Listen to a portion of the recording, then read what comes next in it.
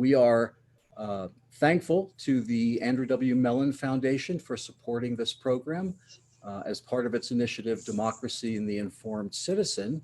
And today we are absolutely thrilled to have New Mexico PBS reporter, whom many of you know from Our Land, New Mexico's environmental past, present, and future, and just published author of At the Precipice, New Mexico's Changing Climate, which has just been released by UNM Press. And Laura has, in addition to her work with PBS, is working with FRONTLINE on a year-long investigation into the military's contamination of groundwater in New Mexico, and was a 2019 Leopold Writing Program Resident, and has worked for and written for many other news media organs as well: Tribal College Journal, High Country News, Ms. Magazine, Al Jazeera, Indian Country Today, National Geographic Online, Columbia Journalism Review, The Progressive, Santa Fe Reporter, Audubon Magazine, World Wildlife Magazine, the Nature Conservancy Magazine, New Mexico Magazine, New Mexico in Depth, and Orion. We're also pleased to be joined by UNM economics professor John Fleck, a former science journalist. John is focused on the problems of the Colorado River, an imperiled water source in which 40 million people in the United States and Mexico depend. As a professor of practice in water policy and governance in the University of New Mexico Department of Economics and director of the university's Water Resources Program, he co-teaches classes in contemporary water policy issues, modeling, and technical communication for water managers. John is also the author of the books Water is for Fighting Over and Other Myths About Water in the West, an exploration of solutions to the Colorado River Basin's water problems, and is co-author of Science Be Damned, How Ignoring Inconvenient Science Drained the Colorado River. Welcome, and thank you both for joining us. Thanks so much for having us. Sure thing. So, and I'd like to thank the Humanities Council and the Mellon Foundation for bringing us together for this conversation. And a special thanks also to the University of New Mexico Press, an enormously important community institution that plays such a great role in bringing work like Laura's book, At the Precipice, New Mexico's Changing Climate. And I am excited that you all have a chance to listen to Laura talk, because I think she has something important to say about what's happening in New Mexico and what we know and can do in response. And Laura, I have a bunch of questions about broader issues of climate change and how you chose to write this book and why you think this work is important. But I want to start with something very specific in the book. There's this moment, and I'm just going to read here. There's this moment you're approaching trying to explain the Rio Grande to readers, and there's this wonderful image. It's not wonderful, trust me. I could smell the mounds of dead fish before seeing them. As we're trying to understand climate change, as we're trying to think about its impacts and the changes that are being wrought around us, why go to the river and why go to the fish? Yeah, I think for me, I was so taken aback by the fact that New Mexico's largest river was drying when I first heard about this happening back in 2002. I feel like my relationship with the river changed after that, and I do tend to do these pilgrimages there. When the river is high, I want to be there to see that big spring runoff like we had in 2019. And when it's dry, I feel like it's really important for someone like me to bear witness and to be there and to see that and to smell it, and just to, as unfortunate as it is and as upsetting as it might be for some people, I just think it's important for me to tell that story. And I think for a long time, I thought about the Rio Grande in particular in terms of the endangered silvery minnow. And as many people probably know, a lot of the protection of our stretch of the river kind of centers around protection of this endangered fish. And, you know, it's this teeny tiny little fish that has federal protection. But when you go to the river, when it has dried like it does, it's not just the endangered fish. It's, you know, these big carp and catfish and shiners and mosquito fish. And this summer in particular, and I don't mean to be like super depressing and gross right off the bat, but this summer in particular, I got there when it was still drying, when there were still some pretty big puddles and there were still some live fish trying to survive in these puddles that were even smaller than they were. And yeah, for me, I feel like it's really important to bear witness to what's happening. So let's step back for the folks in the audience and talk about climate change in the river. Help us understand where the water in this river comes from and when it comes and how that is being changed by a changing climate.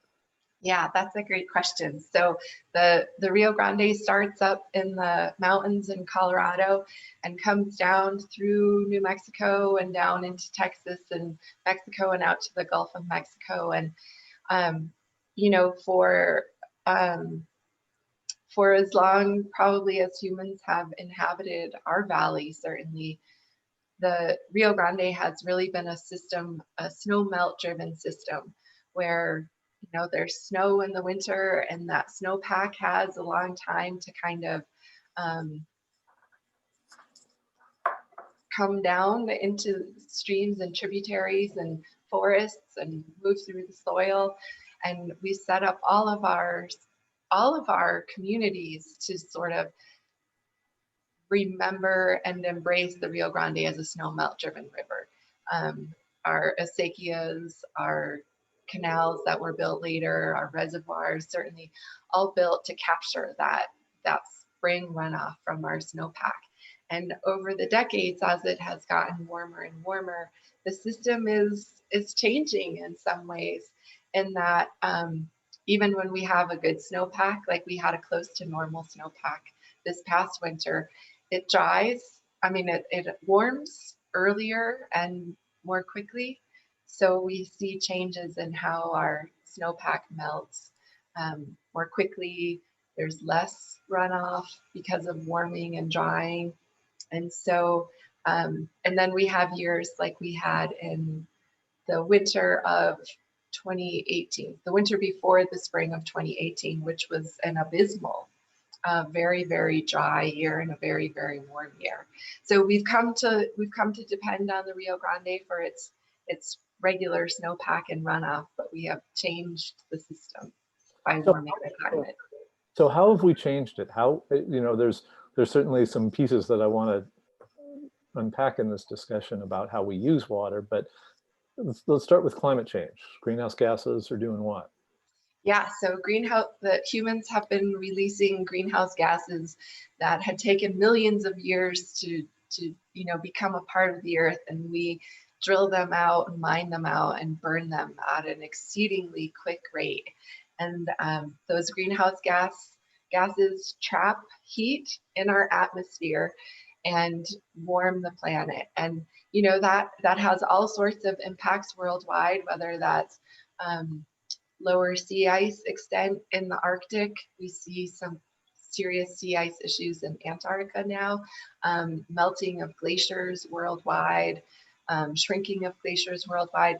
For a place like the US Southwest, which is an arid landscape, as many of the scientists I've interviewed over the years, but especially Jonathan Overpeck talks about in the book quite a bit, is for the arid Southwest, warming means drying. And there's two kind of ways to think about that. Warming means that more of our precipitation will fall as rain instead of snow, but warming also means that our systems all need more water.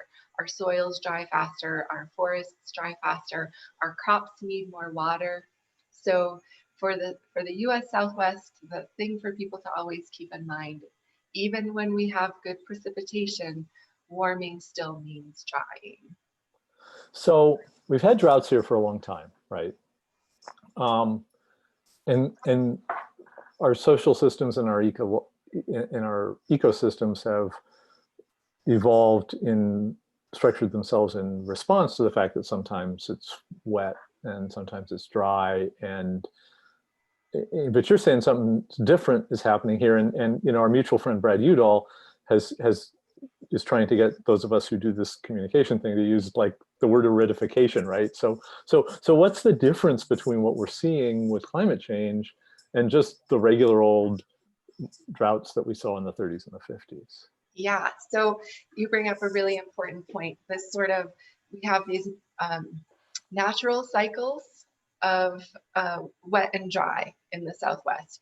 And that's, you know, something that we all pay attention to, whether it's the monsoon season, you know, we pay attention to whether it's going to be a La Nina or an El Nino year. So we have this natural variability. On top of that, we have warming. So as our temperature keeps going up, we have this warming trend that dries things out. And there's also kind of this exacerbation of when we have a dry year, it's made even worse by this warming trend. So we do have these two different things going on, but it's becoming clear that there are relationships between the two of them. Yeah. So there's less water in the river this year. And, you know, I know because we're friends and, well, it's a pandemic, we don't see each other much, but you spend a lot of time at that river. Talk a little bit more about why going to the river matters so much, and then why, for your book, taking people to the river matters so much. Yeah, I really, and there's so many people who have influenced my thinking on this. In particular, somebody like Steve Harris up in northern New Mexico, who is, you know, the consummate river rat. He really opened my eyes years ago when I was reporting on the Rio Grande to the importance of having fun with water. Go out there and go rafting, go swimming, build a relationship with your water resources that is fun and it's sort of like a loving relationship, right?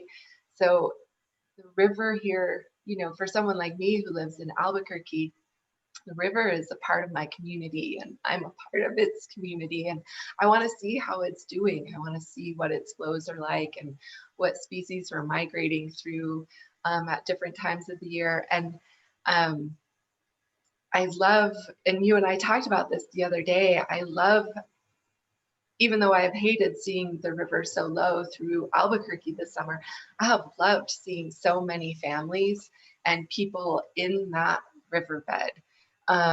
Because I think whether you're walking through the bosque and really like paying attention, not just zipping through on one of the bike paths, which is great and all, but walking through the bosque and hearing what species are there and really being a part of that community, being in that riverbed, swimming, taking an inner tube, you know, safely and all of that stuff, of course. But when that river is a part of your community and you're paying attention to the high and low flows, I think it builds a constituency for the river, right? Because if it's a place you care about, you're going to want it to be healthy and strong. Yeah.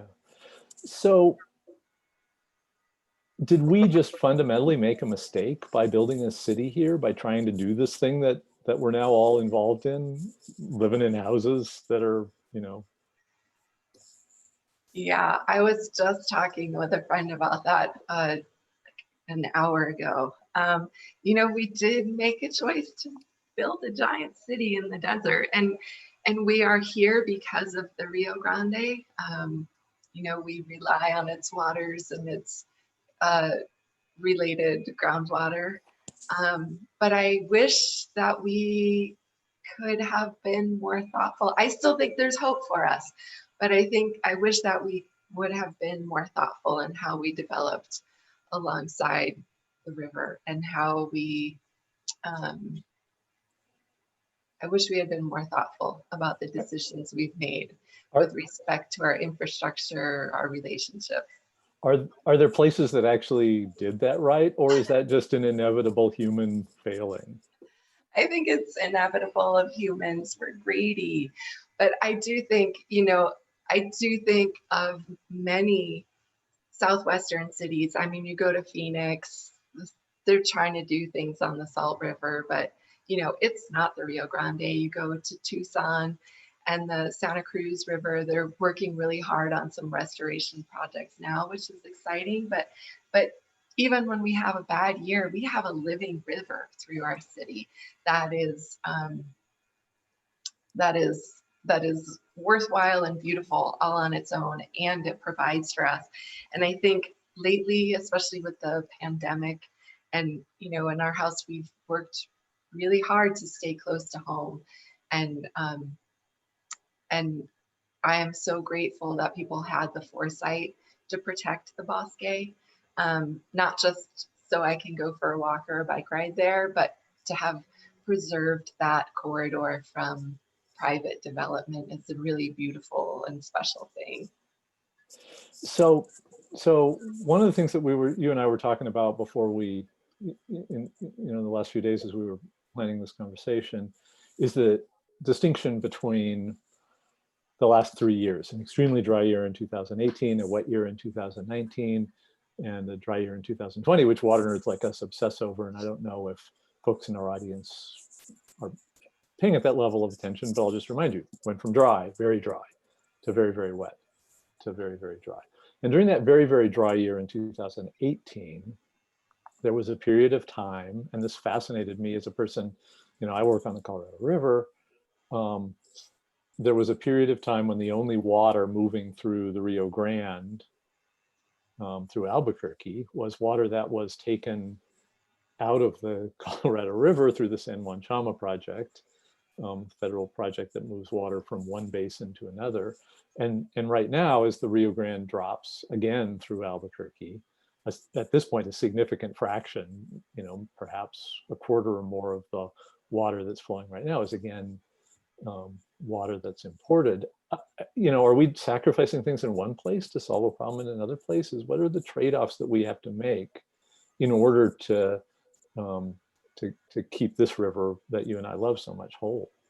Yeah, I think that has been so interesting to pay attention to, particularly over the last couple of years, and how that trans-basin transfer of water has really protected some flows in the summer.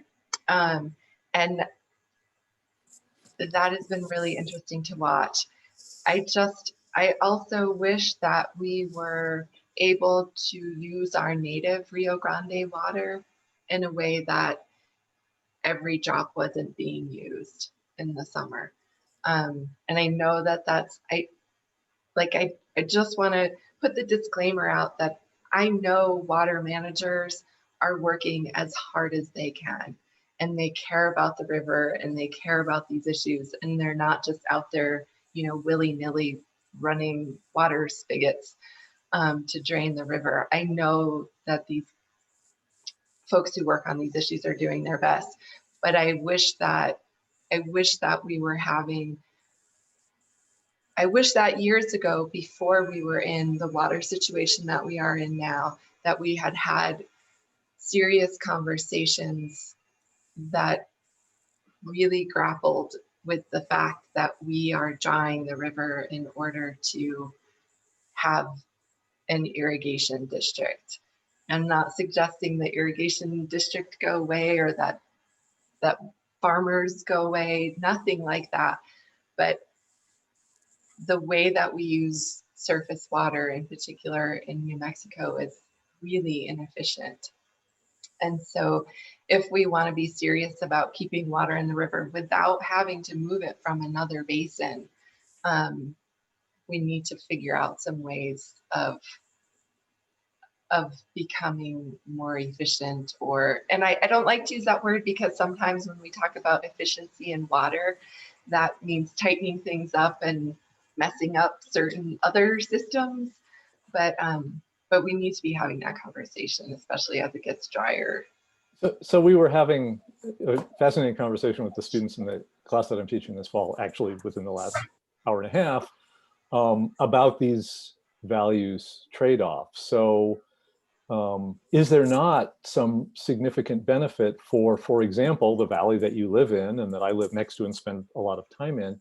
It's this beautiful green space with these ditches running through it and people walking along those ditches and also enjoying them in the same way that we talk about enjoying the river and then people are enjoying the river. So what is the trade-off if we want to put water back in the river? You know, what is lost in this kind of centuries-old human landscape that has used that water in a very particular way outside of the river channel? What would be lost?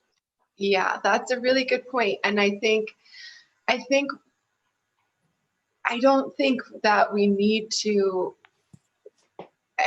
we need to dry up the ditches or fallow tons of farmland or anything like that. I think that we can still have these different pieces that we enjoy and that we appreciate. And, David Gensler at MRGCD often talks about the connection between flood irrigation and the ditches and the ground, shallow groundwater levels that help the cottonwoods grow and things like that. But I just feel like we can't have it all. We just can't have it all anymore. We've been so fortunate to have as much as we have, and I really think we need to tighten things up a bit. And if that means less water in the ditches, hopefully that still means some water in the ditches.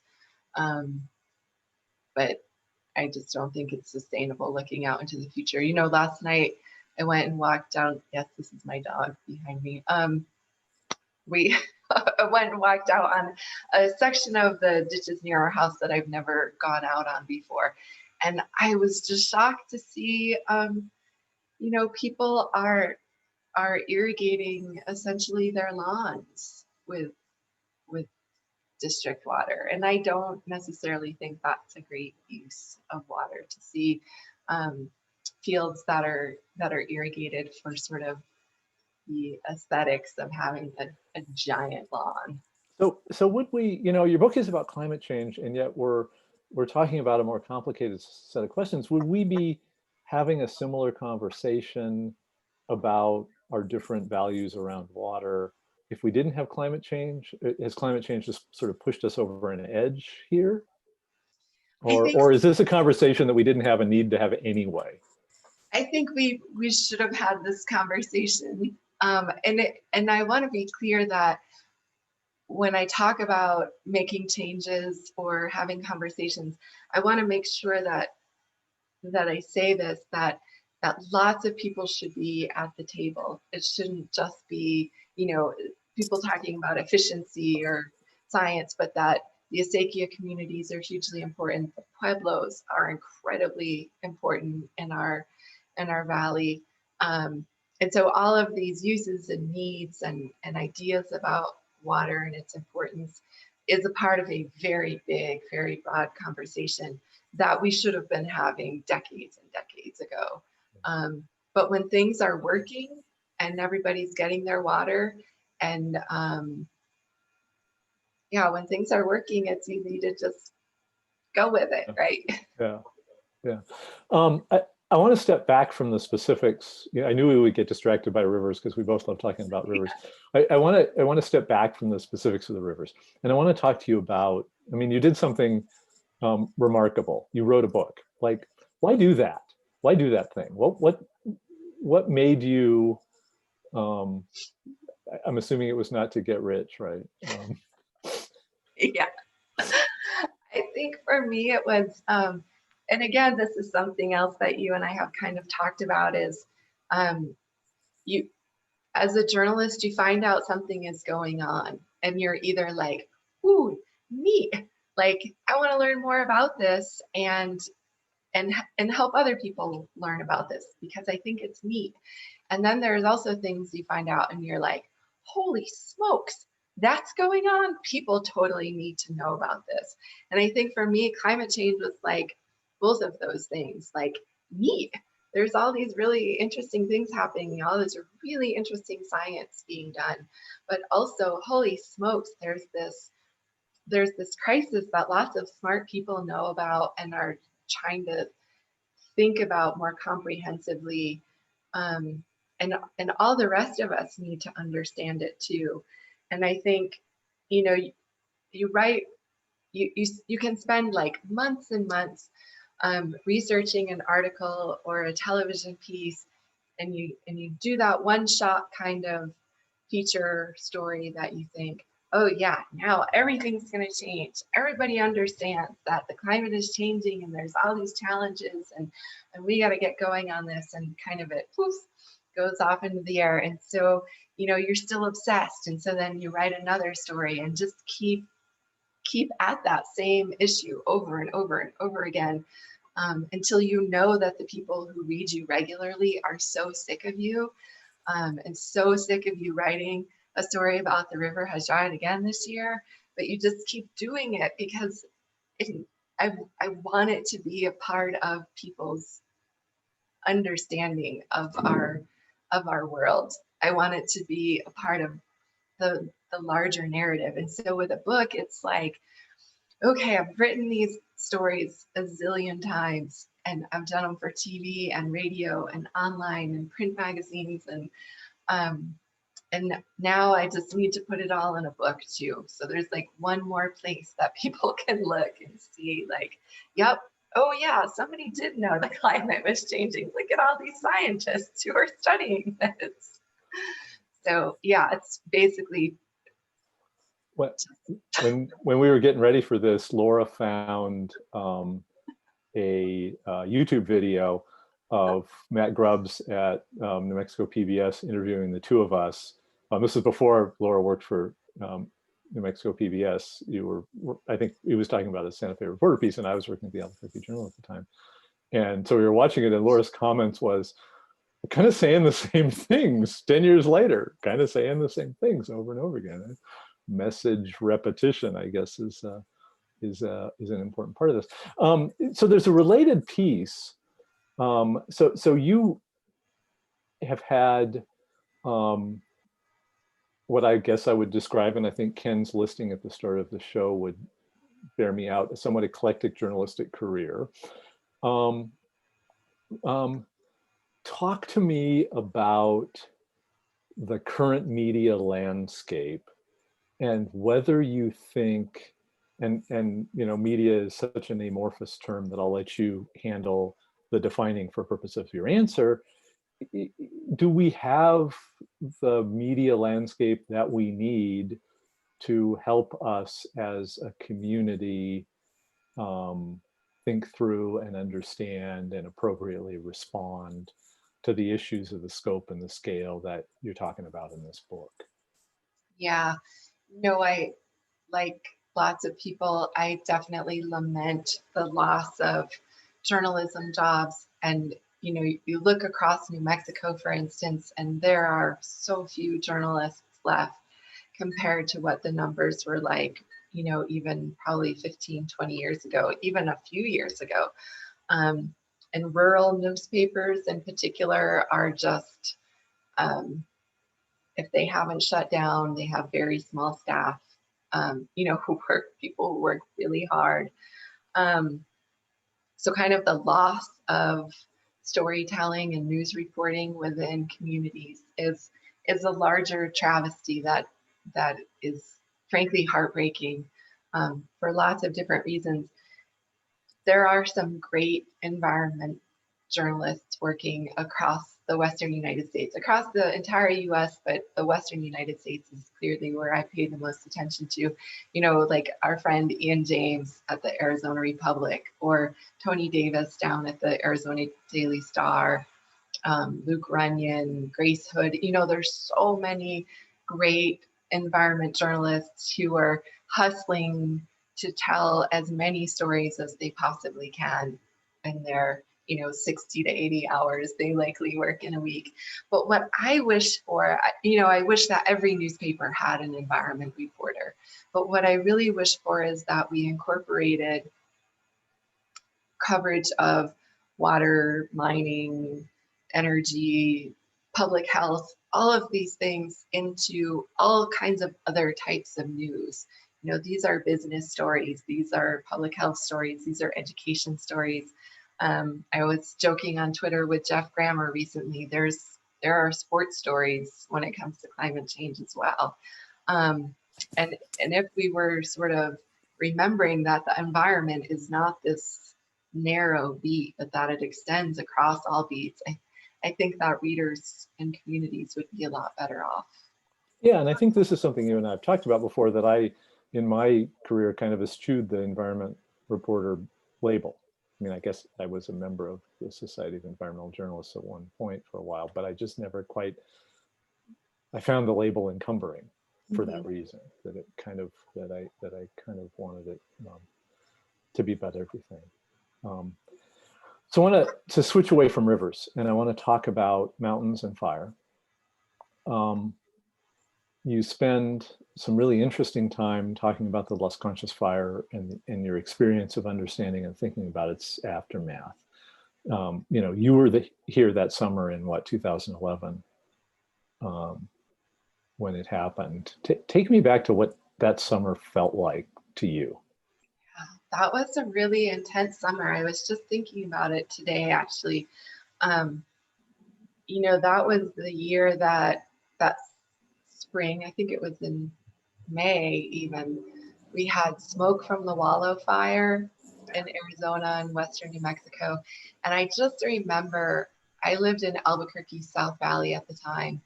And I just remember the sunsets and the smoke, like we would rearrange kind of our daily schedules around missing the worst of that smoke. And I just remember that spring felt so dry and so heavy.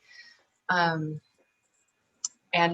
then in June, there was this really exciting Sunday when we saw sort of the big cloud above the Jemez Mountain, we can't see the Jemez Mountains from where we live, but see this big cloud building that June day. And I just remember I felt like this huge sense of relief, like finally, monsoons are coming, everything is going to be okay. Like, how often do we think that monsoons are coming and everything is going to be okay? And it turned out that that was not a monsoon cloud whatsoever. It was a pyrocumulus cloud that I am sure so many of you who are watching right now are nodding your heads and remembering what that cloud looked like. And just hearing news of that fire and how hot it was burning and how fast it was moving, and how quickly it was burning, like an acre a second, I think, in its early hours. And there were so many people I talked to at that time, scientists, climate scientists, and scientists who work on forests, who were just like seeing their fears in the data play out right in front of them. And that was a really intense summer. Do you remember that summer and that fire? I was working at the Albuquerque Journal at the time, and I can still remember, I didn't think it was a monsoon cloud. I can remember cresting the top of the hill where Washington gets to a high spot in my neighborhood, and I could see, I was coming home from mom and dad's house, and I could see the fire cloud, and I knew it was big and wrong. And I remember, the thing that I most remember was sitting there all evening watching online and trying to do reporting and find out what was going on. And I remember being, as a journalist, a sense of enormous guilt, because the same people you were talking about had been talking to me about, like literally, I think we're probably all talking to the same people at that point, had been talking about this risk, and I had kind of set it aside to write about other topics because we're busy. And then that happened, and I thought, you know, that was wrong, that was a mistake. And I just persuaded my editors to just set everything aside. And I spent the next 2 months until I finally exhausted their patience writing about fire. And then again, the failings of journalism, I think it kind of fell away on my beat reporting too. But it felt to me like we were seeing, we were experiencing, we were trying to make sense of a deep and fundamental change, right? Absolutely. That was a hard summer, and Yeah. and I don't even live close to where the fire was happening. But yeah, that was a hard summer, and for me, I felt like that was very much a turning point of realizing. I mean, I kind of knew climate change wasn't something happening in the future, but that we were seeing impacts, and there were going to be repercussions right now. So there's this sense in your book, I mean, this leads to, I think, a really important point that I want to talk about. There's this sense in your book of loss. There is a thing, and I'll let you put words to it, a thing that we're losing as our climate changes. Talk about how you feel about that and why you think that's an important thing for us to be thinking about as we think about climate change. Yeah. Yeah. I think, you know, whether it's these big fires and the floods that happen afterwards, or it's, you know, forests in transition. I see this happening up on the east side of the Sandias, where the conifers that were killed in the drought, and, you know, weakened by bark beetles and stressed by drought, where those conifers have died off, and you're seeing aspens moving in to these areas.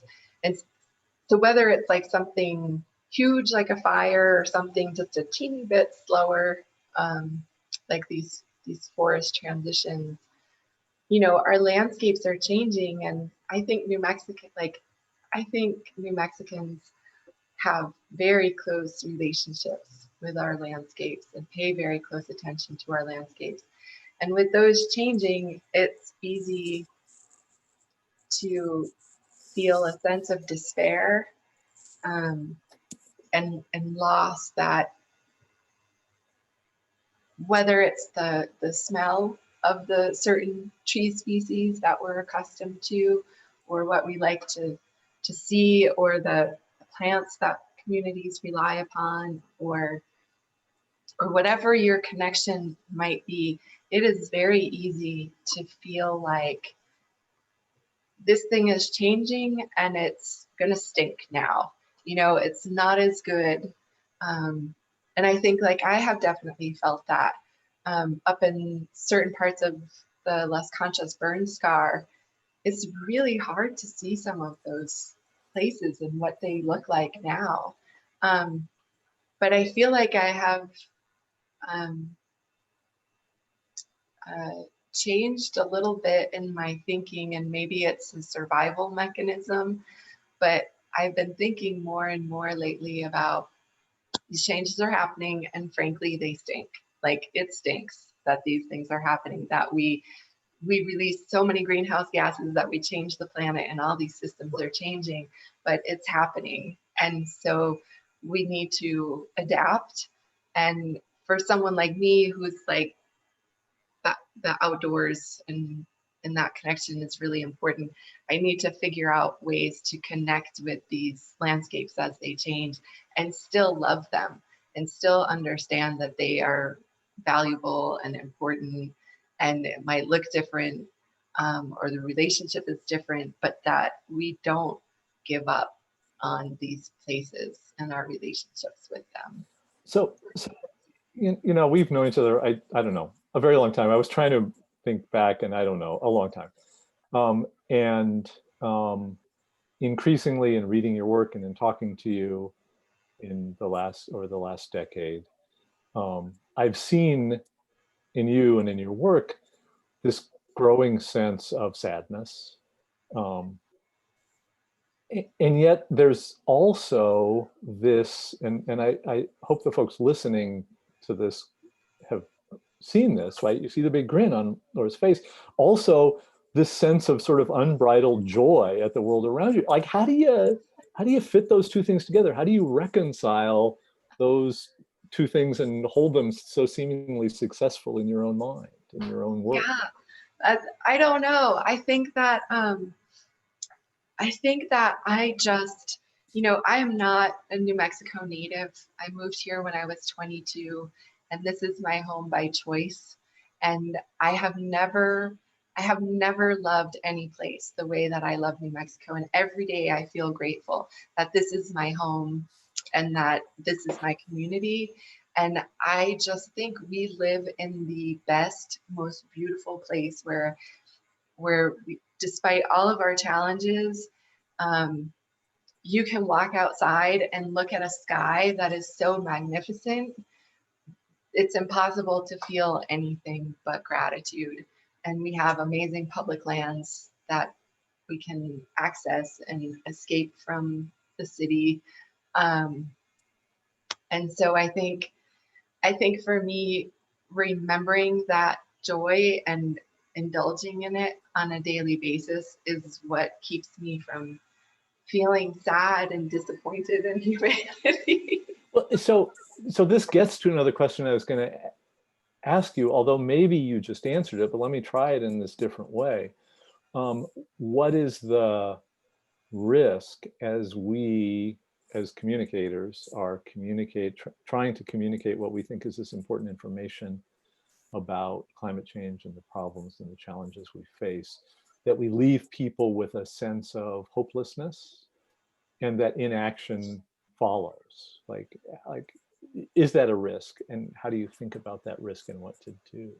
Yeah, that is a huge risk. And I know just from how my family has to put up with me that there is a definite risk when you're just talking about, oh my God, this fire, and oh my God, this policy, and oh my, and so I think it is really important.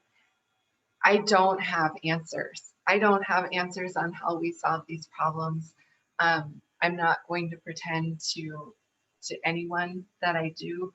So I think for me, the way that I can try to keep people from tuning out or being so despairing they can't do anything is to just keep reminding them, we are so lucky. This is a beautiful place. We have amazing communities with long histories. I think with COVID as well, I've been reminded of this, and that New Mexicans care about one another. We care about our places, but we care about one another and take care of one another. And I think you see that in sort of the ways in which people have embraced, by and large, I know there's pockets, but by and large, people have embraced the social distancing and wearing masks and taking the protection of their communities, not just their own selves or their own families, very seriously. And I think that's why you see, we don't have as terrible a situation as some states do. How did your thinking about climate change, about the topics of this book, how did they evolve from when you conceived the project? Mm-hmm.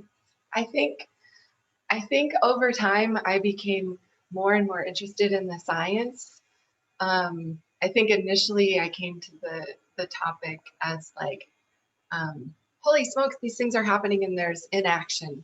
There's not policy, there's not movement, and I think over time I became more and more interested in the science. And I have to send the biggest debt of gratitude to Dr. David Gutzler.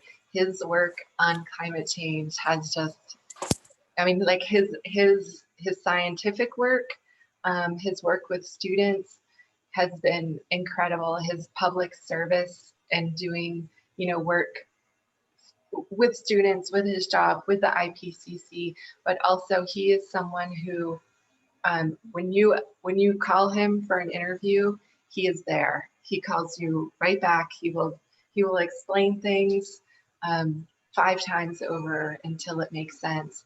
I've seen him give talks to huge auditoriums and tiny little groups. I think much of what so many of us understand about climate change in New Mexico is directly due not just to his scientific work, but his excellent communication. And everybody should just like at home, like I please. got to endorse that, having had a 2-decade-long series of personally conducted graduate seminars in climate science from Dave Gutzler, and you know, one of the first things he told me when we first started talking about this is like, this is what the taxpayers are paying me to do. I'm gonna, you know, it doesn't do any good to do the science if we don't. Communicating the science we have is kind of kind of an important part. So where does the climate change story for you go next? And I you know, I'm not asking you the question I'm going to ask you in a few minutes, which is what's your next book going to be about? Although I am going to ask you that, Laura Paskus. But where does the reporting on climate change go next? What are the stories about climate change that come next that we need to be thinking about that are out there? Yeah, the stories that, and clearly, you know, kind of by the way, I did not answer some of your questions. The stories that are most important moving forward, I think, move beyond just bearing witness and actually trying to understand what some of the solutions can be moving forward. What are not solutions, I'm not sure solutions is the right word, but what are the choices? What are the trade-offs? What can be done? Because, you know, there's things that people talk about, like changing where we store water on the Rio Grande. Like, why are we still storing so much water in Elephant Butte when it's hot and getting hotter? But I don't feel like yes, I'm interested in looking more at what can be done. Yeah. What about, you know, we've been talking here about impacts and adaptation. As a journalist, I confess I completely threw up my hands at the problem of trying to effectively write about greenhouse gas emission reductions. I didn't know where to get my arms around that story and how to move it forward. I didn't do ever a very good job of that. I mean, are you optimistic about our ability to do that? Do you think we have the policy and the political and the cultural and social tools we need to do the greenhouse gas reduction emissions that we need to do? Yeah, I don't think we certainly don't have the will at this point to do what we need to do. But I think weirdly, again, COVID has shown us some interesting things, mainly that reliance on the oil and gas industry in New Mexico, as important as it is economically, we know the environmental impacts, we know the public health impacts, we know the impacts to workers. But now we're also seeing that it's not always going to be the reliable cash register that it has been. And so we can either acknowledge that and plan for that, or we can continue to have the rug pulled out every time there's a big price drop or a crisis like we're seeing now, because fossil fuels aren't going to last forever. Even if we never implemented regulations to control emissions, you know, it's not an industry that is sustainable forever. And so I think there's opportunity. I think we can see opportunities right now that maybe were hard to see even a year ago, for thinking about how to diversify the economy in a way that cuts that reliance on oil and gas. Is that something that we can and should be thinking about at the state level, or does this really have to be at the national, international scale? I think it has to be both, which is unfortunate. You know, my entire reporting career has been this flip-flop. When I started as a reporter, it was George Bush in the White House, and on the state level we had Bill Richardson, and then we flip-flopped to Obama and Susana Martinez, and now we flip-flopped again. So New Mexico is always at odds where, you know, the state of New Mexico might start moving forward on regulations and the feds back off. And then the feds start moving forward and New Mexico backs off. And I do think it has to be both. I think the state can be powerful, but it is often the feds who drive innovation. So one of the things, you know, you and I both write and talk a lot about water.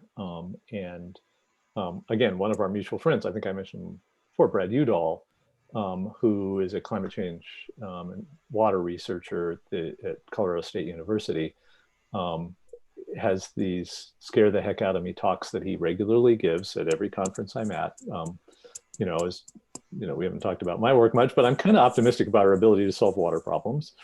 Brad is very pessimistic, but he also tries to remind audiences, look, if y'all care about making sure you have enough water, one of the things you need to do is be taking some action and thinking on the greenhouse gas emission side, because there's only so much we can do on the water management side to cope with the significant realities that climate change is offering us in terms of reduced flows in our rivers and available water supplies. You know, and I tend to be optimistic at our ability to have human water supplies, but not clear that I'm optimistic about our ability to do that and also deal with the kind of river itself values that Laura writes about. So let me just, Ken's, I think, do you have some questions, Ken? Or? We had a question that came in. I hate to interrupt the flow of the conversation. Okay. It's so great to hear the two of you, but we had a viewer on YouTube, Bert, asking, what is the area of the fire now? And is there regrowth with what was, or has the area now changed to a new growth of different kind of plant life? That's a great question. So the Las Conchas fire burned 156,000 acres, and it burned in high severity fire in some areas and lower severity in others. But there is a roughly, I don't have the numbers in front of me. I think it's roughly a 30,000 acre area of that burn scar that burned so hot that it, and it was a pretty thick conifer forest at the time that it burned so hot that it destroyed all the seed source. And also it's a much warmer climate than when those conifers were first growing 100 years ago or whenever that was. So there's this huge area on the eastern Jemez that kind of looks out over the Rio Grande Valley and over Cochiti Reservoir. And I haven't been up there in at least a year, but it is I don't want to say it's not a desert grassland, but because there's not a lot of grass, but it is it feels like a desert. It feels like the Franklin Mountains down around El Paso. And there are some places where aspen is coming in and some gamble oak and some locust, but there's also some spots that have no growing trees there anymore. So that was depressing. And if you are on Twitter, if it's maybe a Bert, who I think it might be, but maybe not, I will post some pictures on Twitter that that show what it looks like. So it's going to be it won't ever be that conifer again, right? No, which changes the relationship with the watershed below. Instead of these big conifers that cool that area, you know, it changes how water moves through that landscape and changes everything. I had a question, Laura, I was reading the portion of the book that talks about what a sustainable ecosystem for New Mexico might look like in 25 or 50 years. And it occurred to me, given the journalistic passion that both of you have brought to your work, that so much of it has to do with getting information out, creating more informed citizens. And it occurred to me that your book offers a lot of clues about what an environmental citizenship might really look like. And that's not a concept that we hear talked about very often.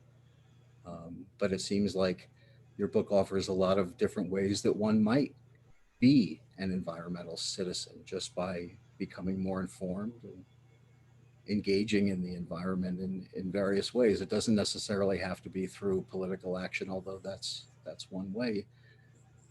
Really, it's a question for both of you. What does it mean for the average person to be an environmental citizen? What could it mean? Laura. I think, I mean, I think it's great when people are involved and, you know, want to be politically active and certainly want to engage with their legislators or congressional delegates. All those things are really important, but I think that sense of joy and connection with your landscape, if you love your river, you love your forest or whatever landscape it is, you're going to take care of it and you're going to fight for it. And I think at its simplest, it's that connection and that joy is so important. Like, y'all give yourselves a break and go outside and have some fun. And I got to say that the last 6 months have been awful. I think we can all stipulate to that.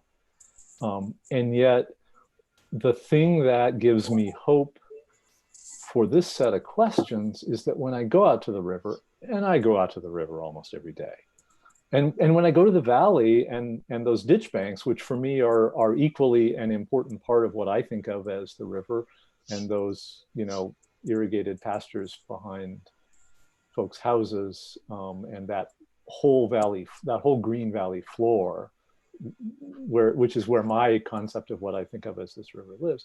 And you see all the people out living their lives, having these lived experiences in the midst of that in ways, and I didn't just go down there every couple of days during the pandemic. I always do this.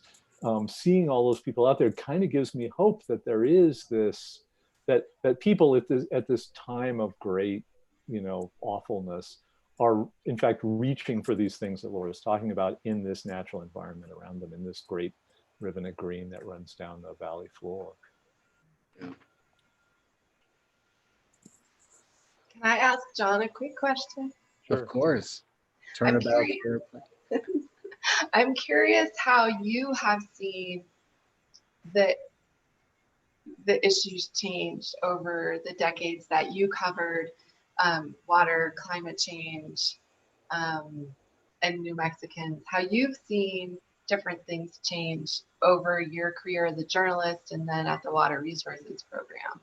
So I have seen it, and partly it's difficult for me to disentangle my own personal intellectual journey from what I've seen changing in the world around me. But I have seen a shift from, you know, what I came to this with, which is just the fear that we were doomed and the apocalyptic notion that we just made a mistake building these cities in the desert, to this really enormously successful adaptive behavior, like people finding ways to change behaviors in ways that have reduced their risks. So that I come away much more optimistic about our ability, you know, again, I'm doing water resources work, our ability to solve the human side of the water resources problem, that we've wrestled with the tools and developed the tools that we need. We don't have them all yet, we haven't used them all yet, but I think we have ways to do it. And then what I'm left with is this fear that we don't have the apparatus to have the really broad values discussion that we need to think about, yeah, but what about the river itself? What about our environmental values around that? That we've solved the problem that I came to wrestle with as a water resources academic. Water resources meaning making sure that people get the stuff they need, that we haven't integrated that with the broader values conversation that we need to have. Well, this seems like a good starting point. Not that it hasn't started already, but. Yeah. Ending point for this episode, though, and because we have run out of time, but we are so deeply grateful to have had John Fleck from UNM Water Resources and Laura Paskus of NMPBS, author of At the Precipice, New Mexico's changing climate. Really so wonderful to have you both on the program. For those of you who've been watching, we again thank the Andrew Mellon Foundation for their generous support and the New Mexico Humanities Council. Come back and join us a week from now. We'll have Laura Paskus back again to talk further and about other aspects of At the Precipice. Best to both of you. Thank you for so much great work and making us wiser and stewards of the environment, hopefully. Thank you. Thanks. Thank you so much.